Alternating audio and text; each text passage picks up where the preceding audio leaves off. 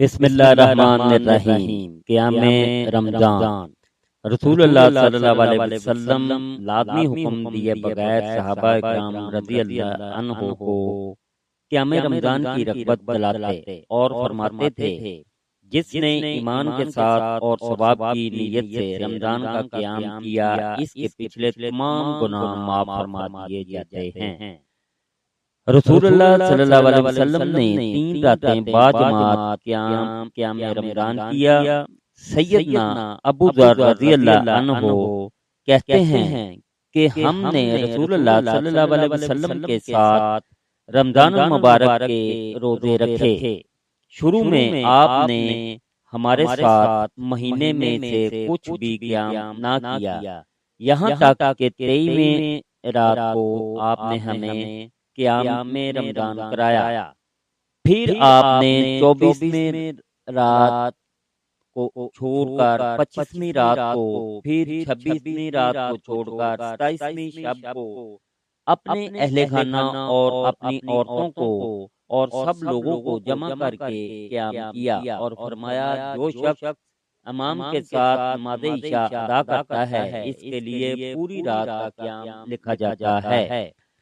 آپ صلی اللہ علیہ وسلم نے 3 رات کے بعد فرمایا، میں نے دیکھا ہے کہ تمہارا معمول برابر قائم ہے، تو مجھے خطرہ لاحق ہوا کہ کہیں تم پر یہ نماز فرض نہ کر دی جائے، اس لیے میں گھر سے نہیں نکلا۔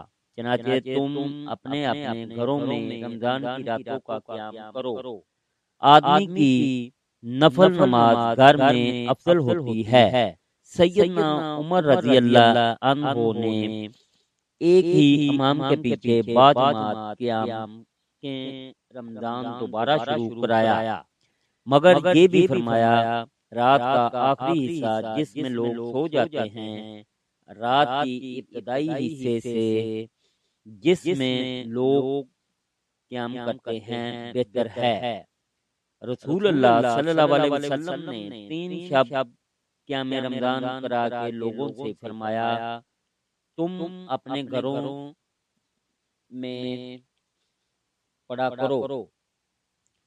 امام ظاہری فرماتے ہیں کہ رسول اللہ صلی اللہ علیہ وسلم کی وفات کے بعد بھی یہی طریقہ جاری رہا۔ سیدنا ابو بکر صدیق رضی اللہ عنہ کی خلافت اور سیدنا عمر فاروق رضی اللہ عنہ کے ابتدائی دور میں بھی اسی پر عمل ہوتا رہا۔ پھر سیدنا عمر فاروق رضی اللہ عنہ نے ایک امام کے پیچھے پڑھنے کا طریقہ جو رسول اللہ صلی اللہ علیہ وسلم سے ثابت تھا اور باوجہ خوف فرضیت آپ صلی اللہ علیہ وسلم نے مکمل رمضان اختیار نہیں فرمایا تھا، پھر سے جاری فرمایا۔